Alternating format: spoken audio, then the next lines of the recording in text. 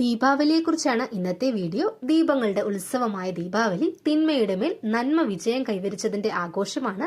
തുലാമാസത്തിലെ കൃഷ്ണപക്ഷ ചതുർത്ഥി തിഥിയിലാണ് ദീപാവലി ആഘോഷിക്കുന്നത്. ശ്രീകൃഷ്ണൻ നരകാസുരനെ നിഗ്രഹിച്ചതിന്റെ ആഘോഷമാണ് ദീപാവലി. പാലാഴി മഥനവേളയിൽ ലക്ഷ്മിദേവി അവതരിച്ച ദിനമായും ഇത് സങ്കല്പിക്കുന്നു. രാവണ നിഗ്രഹശേഷം ശ്രീരാമൻ അയോധ്യയിൽ തിരിച്ചെത്തിയ ദിവസമായും ഇത് ആചരിക്കപ്പെടുന്നുണ്ട്. ഈ വർഷത്തെ ദീപാവലി 2025 ഒക്ടോബർ 20 തിങ്കളാഴ്ചയാണ്. ദീപാവലി ദിവസം വ്രതമെടുക്കുന്നത് ഏറ്റവും പുണ്യകരമാണ്. തലേ ദിവസം അസ്തമയ ശേഷം വ്രതം തുടങ്ങണം. മത്സ്യമാംസാദികൾ പൂർണ്ണമായും ഉപേക്ഷിക്കുക. അരിയാഹാരം പാടില്ല. ലഘുഭക്ഷണം ആകാവുന്നതാണ്. അങ്ങനെയാണ് വ്രതം ആരംഭിക്കേണ്ടത്. ആരോഗ്യമുള്ളവർക്ക് ദീപാവലി ദിവസം പൂർണ്ണമായും ഉപവസിച്ച് വ്രതമെടുക്കാം. ദീപാവലിയുടെ പിറ്റേന്ന് രാവിലെ ക്ഷേത്ര ദർശനം നടത്തി തീർത്ഥം സേവിച്ച് വ്രതം അവസാനിപ്പിക്കാം.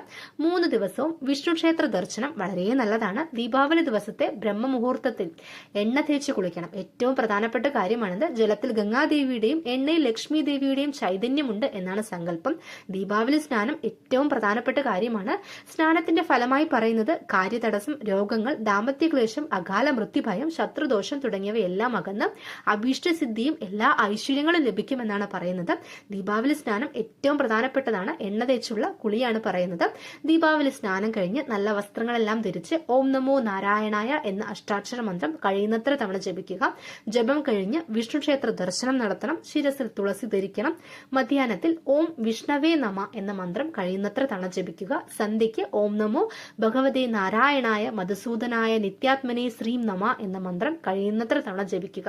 സന്ധ്യയ്ക്ക് പരമാവധി ദീപങ്ങൾ തെളിയിച്ച് പ്രാർത്ഥിക്കുക. ആദ്യം പൂജാമുറിയിൽ ദീപം തെളിയിച്ച ശേഷം വീടിനകത്തും പുറത്തും പരമാവധി ദീപങ്ങളെല്ലാം തെളിയിക്കുക. ഓരോ ദീപങ്ങൾ തെളിയിക്കുമ്പോഴും കൃഷ്ണനാമങ്ങൾ, കൃഷ്ണമന്ത്രങ്ങൾ, അറിയുന്ന നാമങ്ങളും മന്ത്രങ്ങളും എല്ലാം ജപിച്ചുകൊണ്ട് തെളിയിക്കാൻ പ്രത്യേകം ശ്രദ്ധിക്കുക.